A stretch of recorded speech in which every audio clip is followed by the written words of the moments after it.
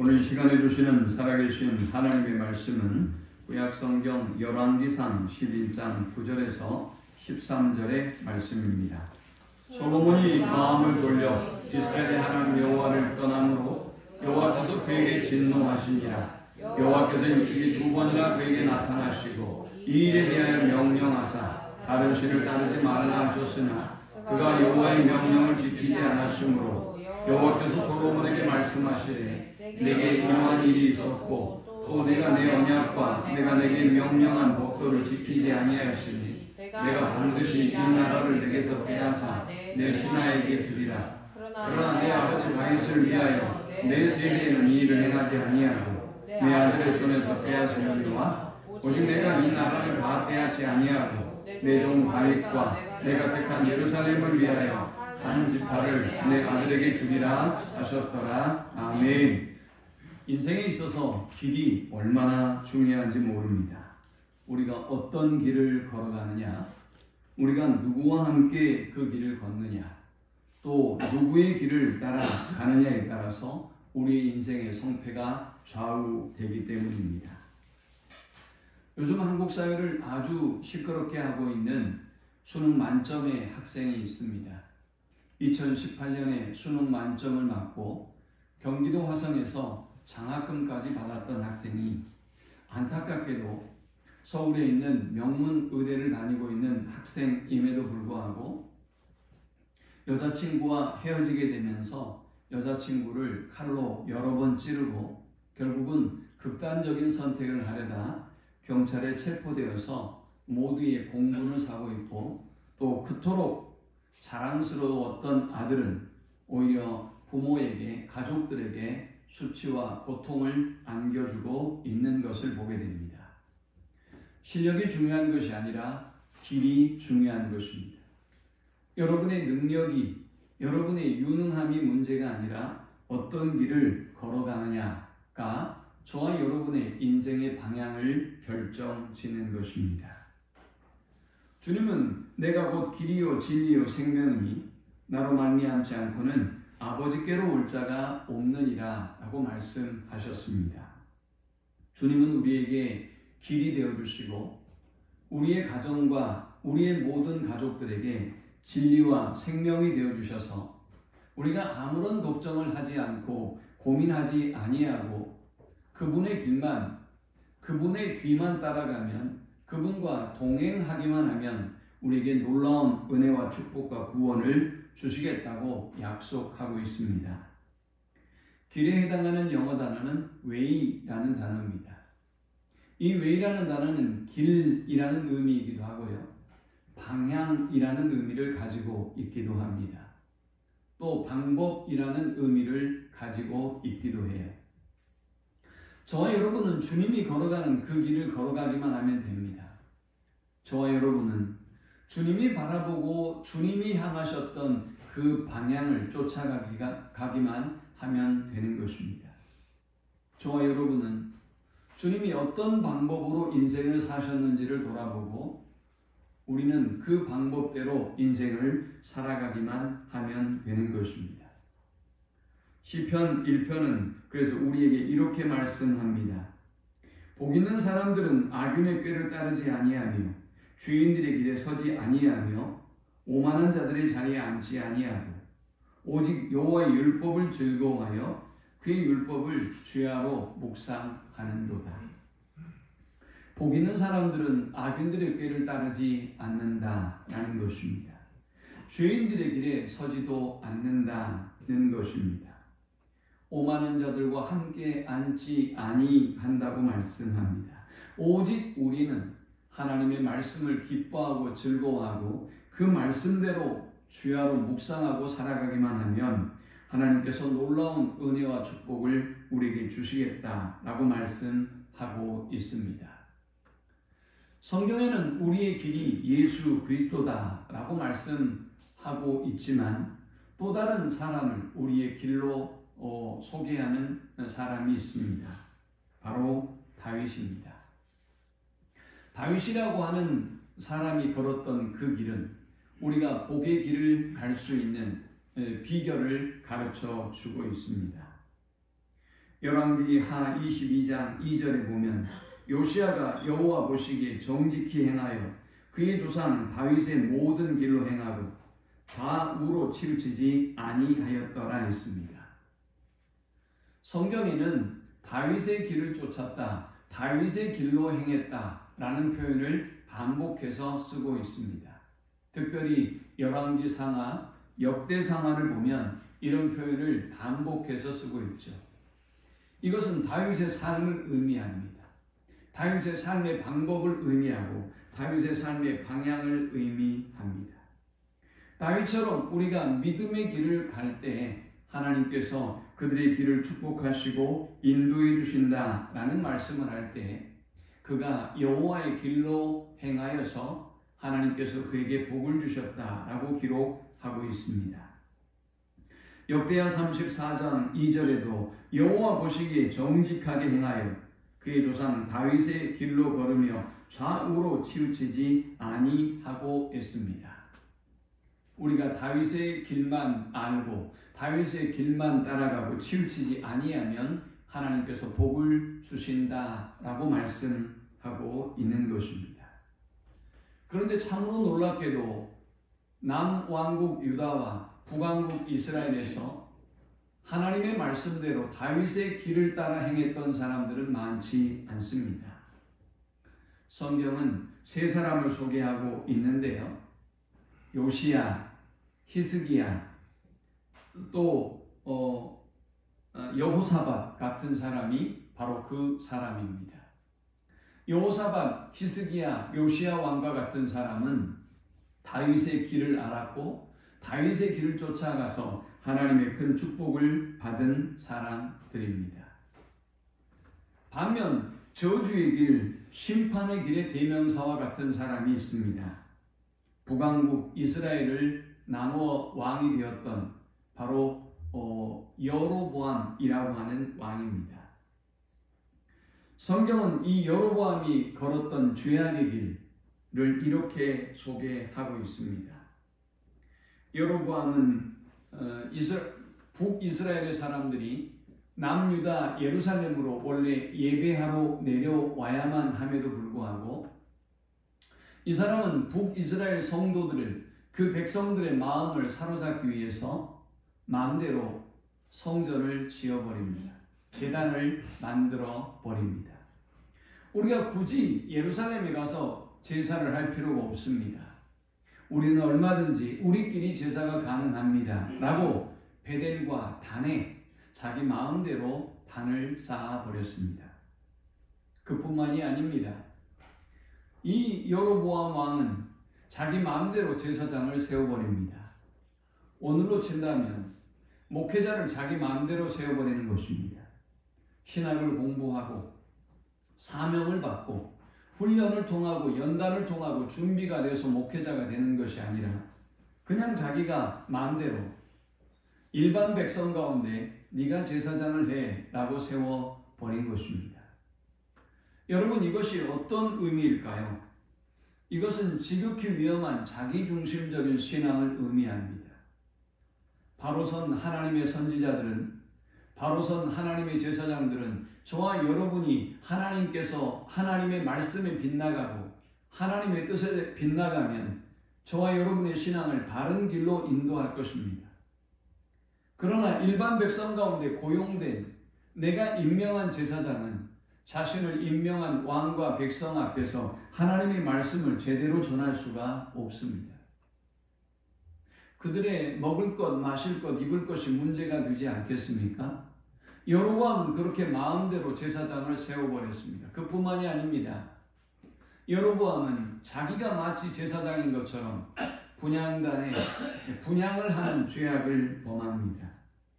하나님은 이 여로보암을 심판하시고 진노하셔서 여로보암의 대를 끊어놓겠다고 말씀하셨고 실제로 그의 아들 나답과 더불어서 그의 가정은, 그의 가문은 끝을 맺고 말았습니다. 열왕기상 15장 25절 26절에는 이렇게 기록하고 있습니다. 유다의 아사왕 둘째 해에 여로보암의 아들 나답이 이스라엘 왕이 되어 2년 동안 이스라엘을 다스립니다. 그가 여호와 보시기에 악을 행하되 그의 아버지의 길로 행하며 그가 이스라엘에게 범하게 한 그 죄 중에 행한지라 했습니다. 여기 그의 아버지가 누굴까요? 여로보암 왕입니다. 나답은 다윗의 길을 행한 것이 아니라 그의 아버지 여로보암의 죄악의 모습을 보고 자기중심적인 신앙을 보고 자비적인 신앙을 보고 그 죄악의 길을 그대로 따라 했던 것입니다.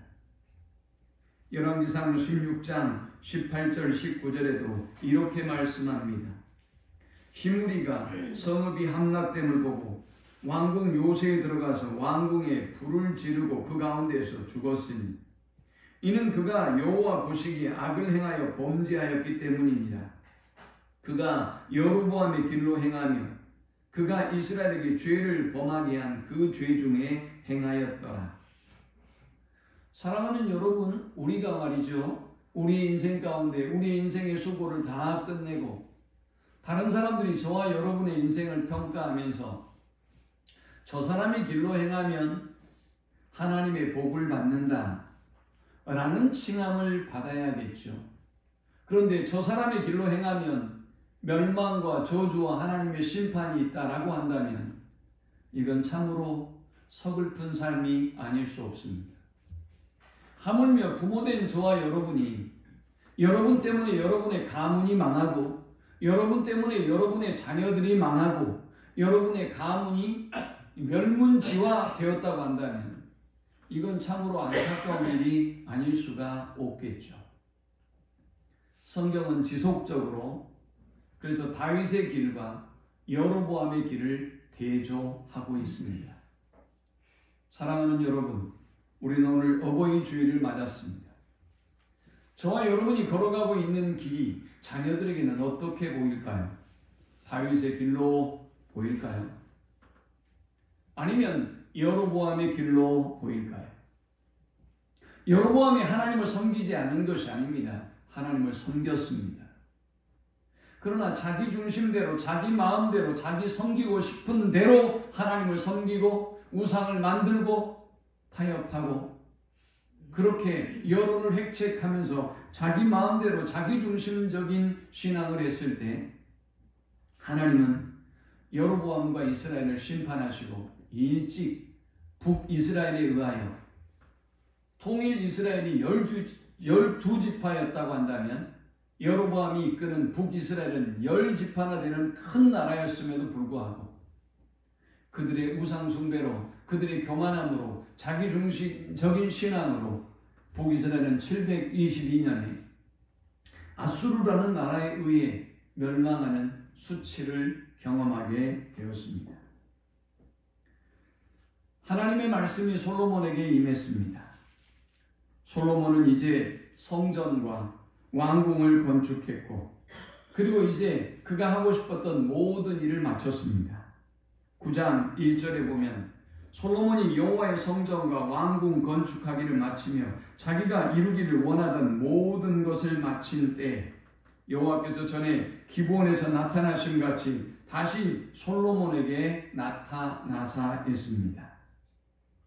일천의 번제를 드릴 때 하나님께서 솔로몬에게 임하시고 나타나서 말씀하시더니 이제 두 번째로 하나님께서 솔로몬에게 나타나셨습니다. 사람들은 대부분 하나님을 만날 때가 위경입니다. 고난과 고통과 위기의 순간에 하나님을 간절히 찾고 하나님 앞에 가난한 실명이 되고 하나님을 만나는 것입니다. 그런데 오늘 본문에 하나님이 솔로몬을 찾아왔을 때는 솔로몬이 모든 것을 성취한 때입니다. 그가 하고 싶은 모든 것을 다 이루었습니다. 솔로몬은 지금 안정과 번영을 구가하고 있는 시점에 있습니다. 그런데 하나님께서 그에게 나타나셨습니다. 도대체 하나님은 이렇게 풍요롭고 안정적이고 모든 사람에게 주목을 받고 있는 바로 그 순간에 왜 솔로몬에게 임하셨던 것일까요? 9장 3절에 여호와께서 그에게 이르시되 내 기도와 내가 내 앞에서 간구한 바를 내가 들었은즉 나는 내가 건축한 이 성전을 거룩하게 구별하여 내 이름을 영원히 그곳에 두며 내 눈길과 내 마음이 항상 거기에 있으리니 했습니다. 솔로몬은 성전을 건축했고 아버지의 간절한 열망과 준비한 그 토대 위에 성전을 건축했고 하나님은 최고의 축복과 은혜를 솔로몬에게 주셨습니다. 네가 지은 그 건축물에 내가 거하고 내가 함께 하겠다는 말씀입니다. 여호와의 임재가 솔로몬에게 약속이 된 것입니다.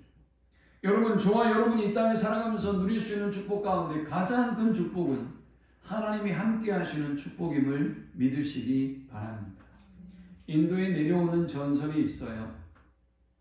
한 왕이 환갑을 맞았습니다. 이 왕이 너무나 기뻐서 전국에 방을 붙였습니다. 누구든지 한 가지의 소원을 나에게 가지고 오면 내가 그 소원을 들어주겠노라 라는 것이었습니다. 백성들은 의아해했습니다. 정말 우리의 소원을 왕이 들어준다고? 어떻게 그럴 수가 있겠어? 이 많은 백성의 소원을 누가 들어주겠어? 사람들은 처음에 믿지 않았습니다. 그런데 한 사람이 믿져야 본전 아니겠습니까? 왕을 찾아갑니다. 왕에게 물었습니다. 임금님, 정말 우리의 소원을 들어주시는 것입니까? 오냐? 그렇다. 너의 소원이 무엇이냐? 예, 저에게 말을 한 필 주십시오. 임금은 그에게 말을 한 필 내주었습니다. 이 소문을 들은 친구가 또 찾아왔습니다. 임금님, 정말 우리의 소원을 들어주시는 것입니까? 그렇다. 그렇다면 저에게 밭을 주십시오. 임금은 그에게 밭을 기꺼이 선물합니다. 세 번째 또 사람이 찾아왔습니다. 임금님, 저에게는 화려하고 거대한 주택을 하나 주십시오. 임금은 그의 소원대로 그에게 큰 주택을 선물합니다. 지혜로운 한 사람이 임금을 찾아왔습니다. 임금님, 정말 저희가 원하는 소원을 들어주신다고요? 그렇다. 네가 원하는 소원이 무엇이냐? 라고 물었더니 이 젊은이가 이렇게 얘기합니다. 임금님, 저는 임금님의 아들이 되고 싶습니다. 임금이 웃었습니다. 아, 그래? 네가 정말 나의 아들이 되고 싶으냐? 그래, 지금 내가 사실 아들이 없다. 그러면 네가 내 아들이 되거라. 그는 그 임금의 아들이 되었고 그 임금을 이어 왕이 되었습니다. 사랑하는 여러분, 어쩌면 인도에 내려오는 그냥 전설에 지나지 않지만 저는 이것이 굉장히 중요한 하나님이 우리에게 주시는 메시지라고 생각합니다. 오늘 많은 사람들은 기도의 능력을 믿지 않습니다. 오늘 많은 사람들은 기도의 응답을 믿지 않습니다. 오늘 많은 사람들은 하나님의 약속을 믿고 신뢰하지 않습니다. 그런데 우리가 받을 수 있는 최고의 축복이 있다면 무엇일까요? 말입니까? 바친 것입니까? 아니면 집일까요? 하나님의 임재이죠. 하나님은 솔로몬에게 내가 너와 항상 함께하겠다 라고 약속하셨습니다. 그리고 그에게 이렇게 부탁합니다.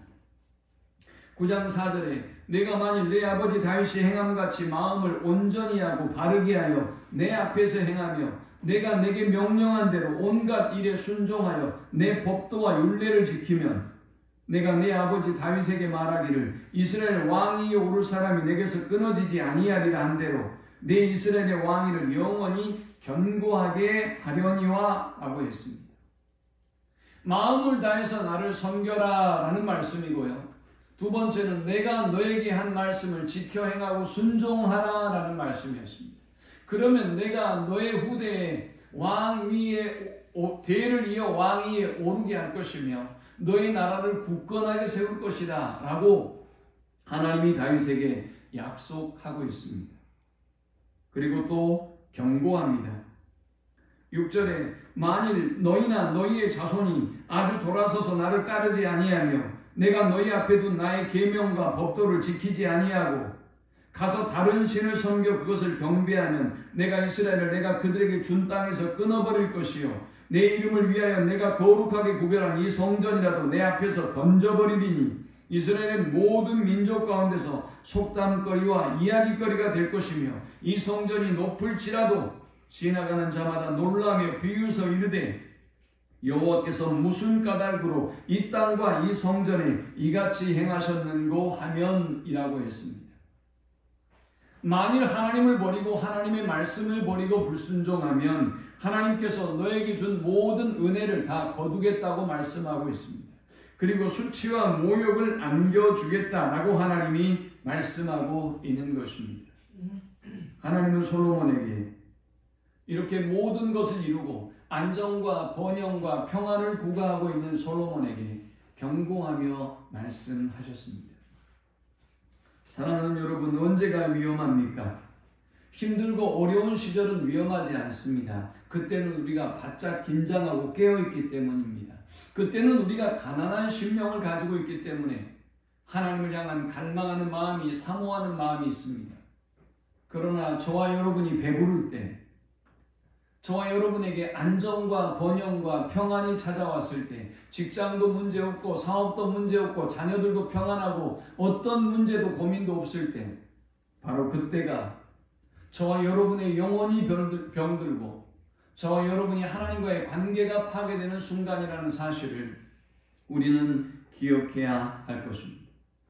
하나님은 정확하게 솔로몬이 가장 위험한 순간에 안정과 번영의 때에 모든 것을 이루었을 바로 그 순간에 찾아오셔서 9장 4절과 5절 그리고 6절에서 8절의 말씀을 주신 것입니다.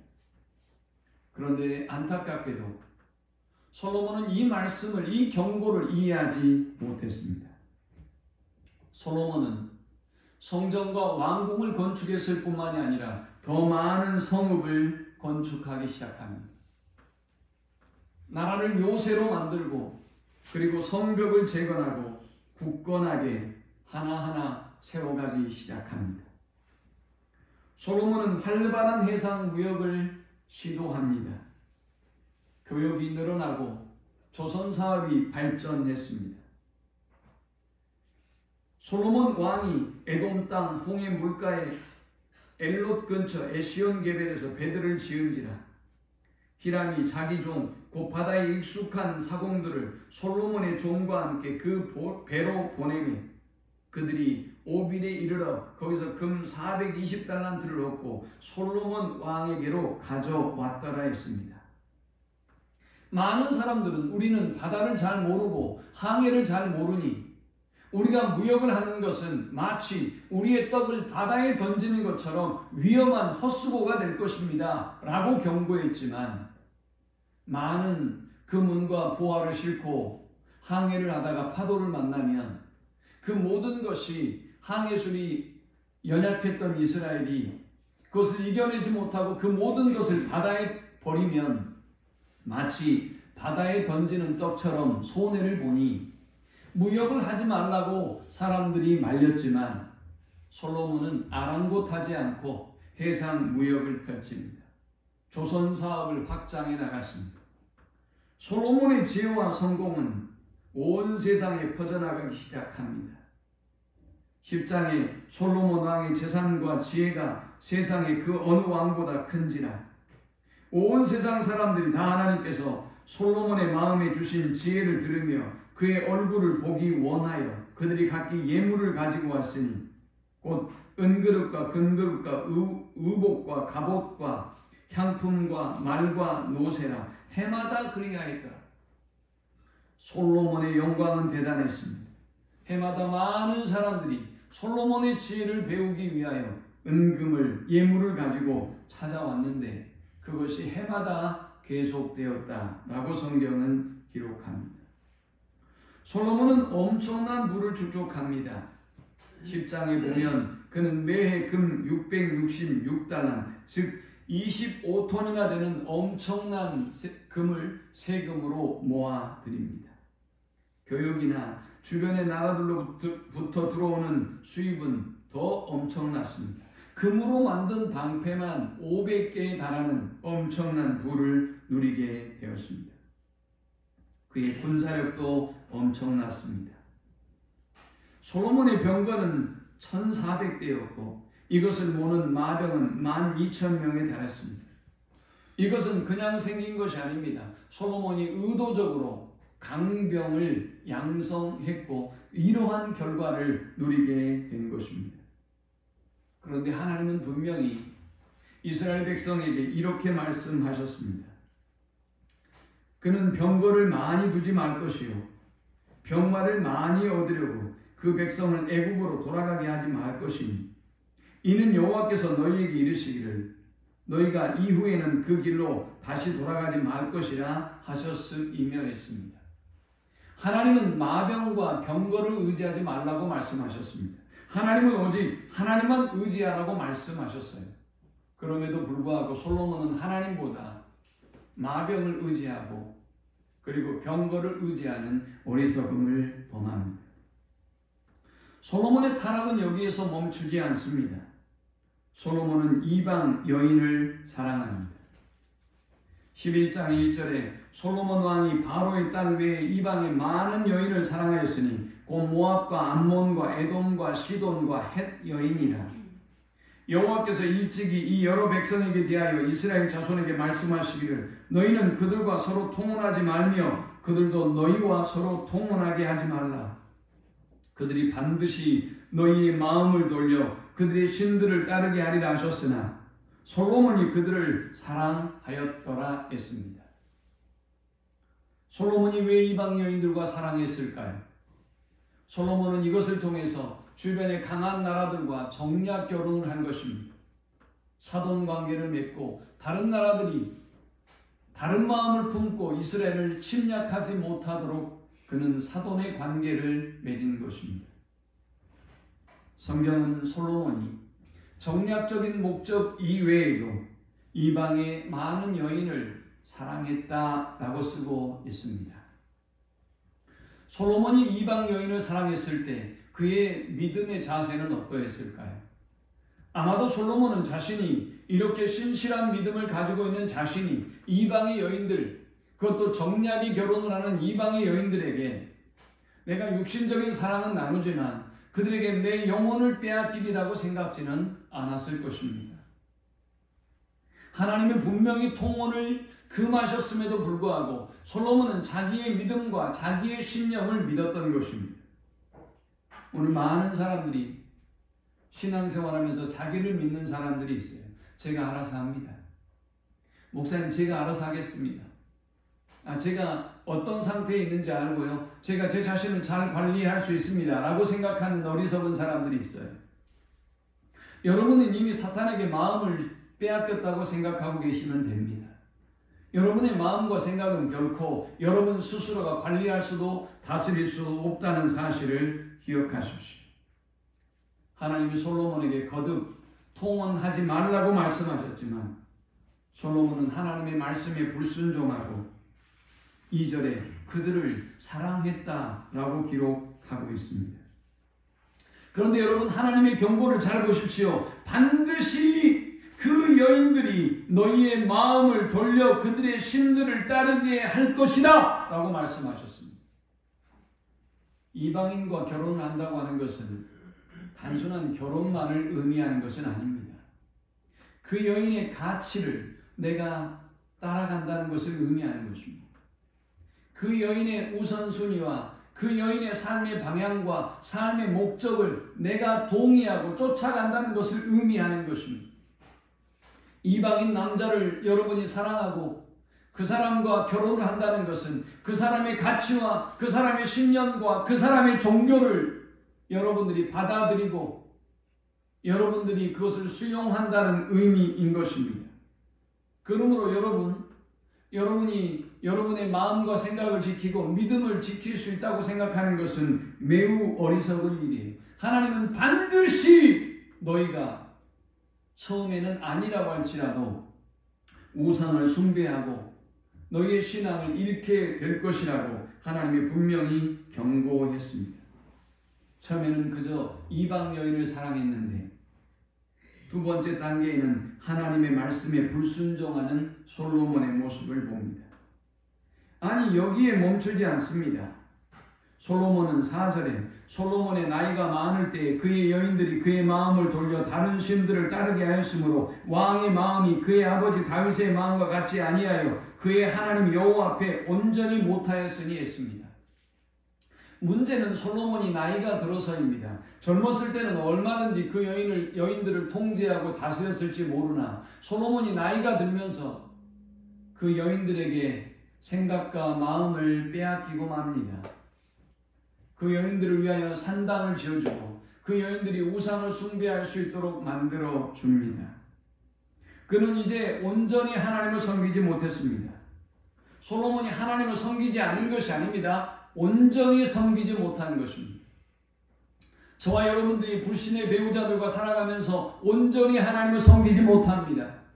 하나님께 마음과 뜻과 힘과 목숨을 다해서 섬기라고 말씀하셨음에도 불구하고 불신앙의 배우자들과 불신앙의 가족들은 우리로 하여금 하나님을 섬기는 것 같지만 온전히 섬기지 못하도록 우리의 마음과 생각을 쪼개놓는 것입니다. 여기에 그치지 않습니다. 그 다음 단계는 그들의 우상을 섬기게 만듭니다. 5절과 6절에 이는 시돈 사람의 여신 아스다롯을 따르고 암몬 사람의 가증한 밀곰을 따름이라. 솔로몬이 여호와의 눈앞에서 악을 행하여 그의 아버지 다윗이 여호와를 온전히 따름같이 따르지 아니하고 모압의 가증한 그모스를 위하여 예루살렘 앞 산에 산당을 지었고 또 암몬 자손의 가증한 몰록을 위하여 그와 같이 하였으며 했습니다. 솔로몬은 점점 더 깊은 불순종을 넘어 우상 숭배에 빠지고 말았습니다. 사랑하는 여러분, 오늘 우리가 세상 속에 살아가면서 우리의 믿음을 지킨다고 하는 것은 이렇게 힘이 들고 어려운 일이란 걸 알아야 합니다. 믿지 않는 가족의 구성원들과 함께 살아가고 우리가 믿음을 지키는 것이 얼마나 힘들고 얼마나 어려운 일인지 우리의 신념으로 우리의 의지로 불가능한 일이라는 사실을 우리는 기억해야 할 것입니다. 9절에 솔로몬이 마음을 돌려 이스라엘의 하나님 여호와를 떠남으로 여호와께서 그에게 진노하시니라. 여호와께서 일찍이 2번이나 그에게 나타나시고 했습니다. 우상 숭배를 숭배했을 뿐만이 아니라 우상을 숭배했을 뿐만이 아니라 불완전하게 하나님을 섬겼던 솔로몬이 이제는 여호와를 떠납니다. 여호와를 버렸습니다. 여호와의 말씀을 버리고 말았습니다. 이에 하나님이 2번이나 그에게 나타나셔서 경고의 말씀을 주셨습니다. 그러나 솔로몬은 듣지 못합니다. 사랑하는 여러분, 지금 저와 여러분의 생애를 돌아보면 하나님은 아마도 여러 번 다양한 방법으로 저와 여러분에게 말씀하셨을 것입니다. 인생의 채찍으로, 회초리로, 고난과 어려움을 통해서 혹은 여러분이 안정과 번영을 누리고 있는 그 순간에 하나님이 저와 여러분에게 찾아오셔서 하나님만 경외하고 온전히 그분을 섬겨야 한다고 말씀하시고 또 말씀하심에도 불구하고 우리는 솔로몬이 그러는 것처럼 듣지 못할 뿐만이 아니라 하나님을 외면하고 버렸는지 우리는 우리 자신을 돌아보아야 하겠습니다. 2번의 경고에도 불구하고 듣지 않고 돌아서지 않았던 솔로몬에게 하나님은 이제 심판을 명합니다. 10절에 이 일에 대하여 명령하사 다른 신을 따르지 말라 하셨으나 그가 여호와의 명령을 지키지 않았으므로 여호와께서 솔로몬에게 말씀하시되 내게 이러한 일이 있었고 또 내가 내 언약과 내가 내게 명령한 법도를 지키지 아니하였으니 내가 반드시 이 나라를 내게서 빼앗아 내 신하에게 주리라. 하나님은 솔로몬에게 말씀하셨습니다.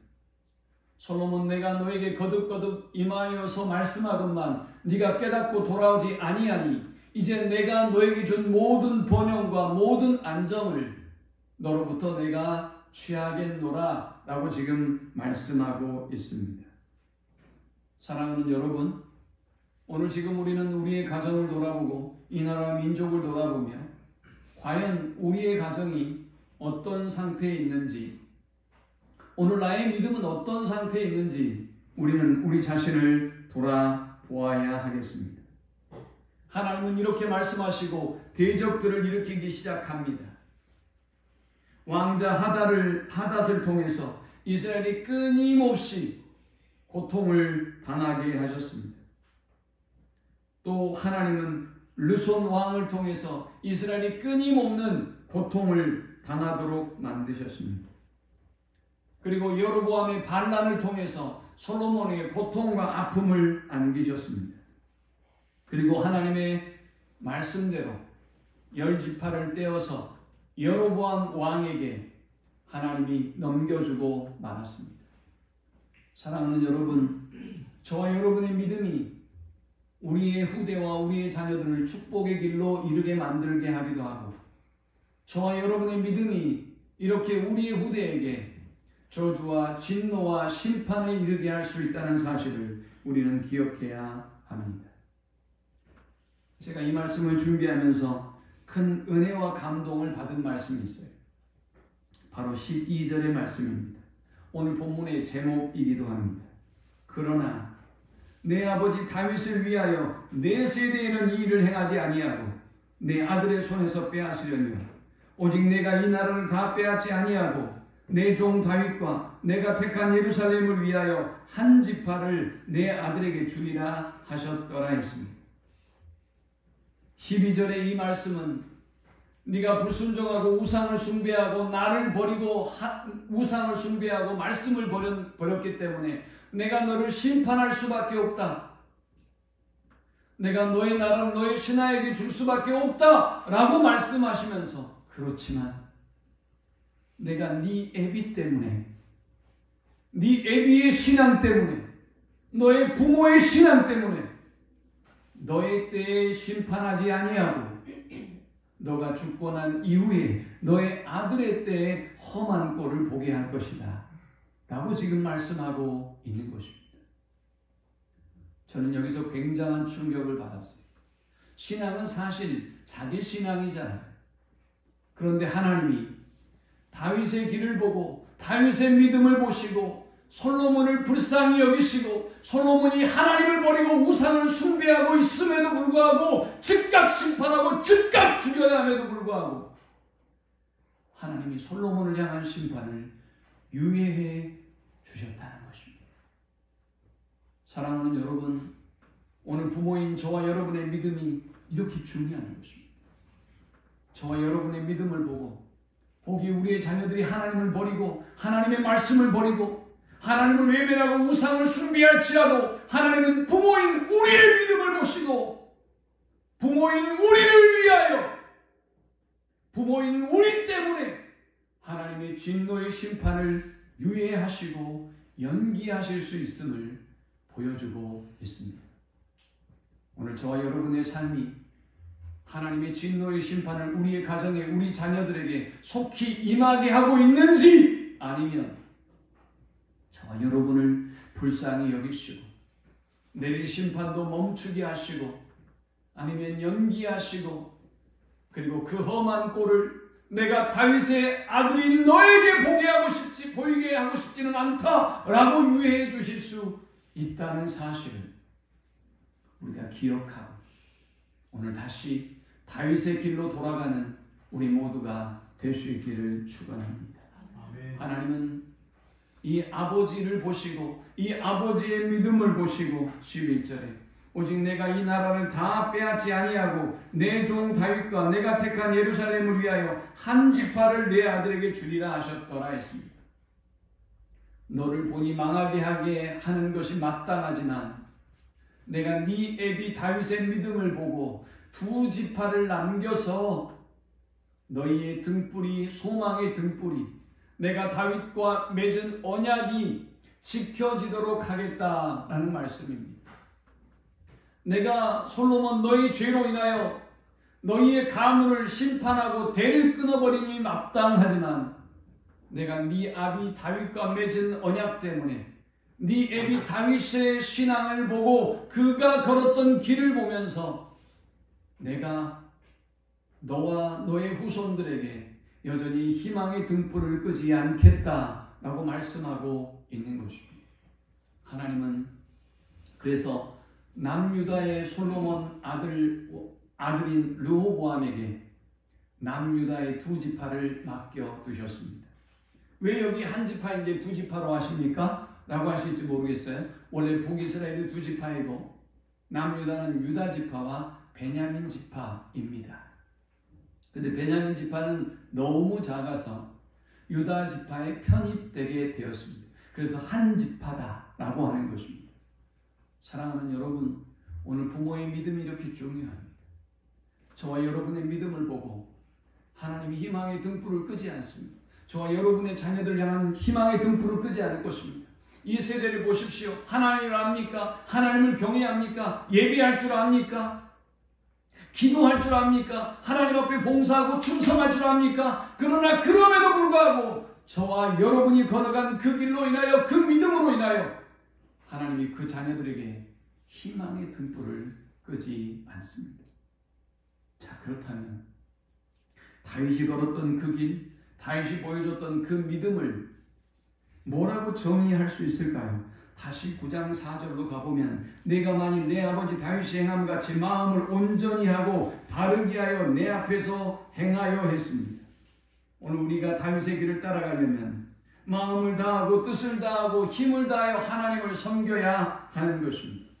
신명기 6장 4절에서 9절에 보면 이스라엘아 들으라, 우리 하나님 여호와는 오직 유일한 여호와이시니 너는 마음을 다하고 뜻을 다하고 힘을 다하여 내 하나님 여호와를 사랑하라.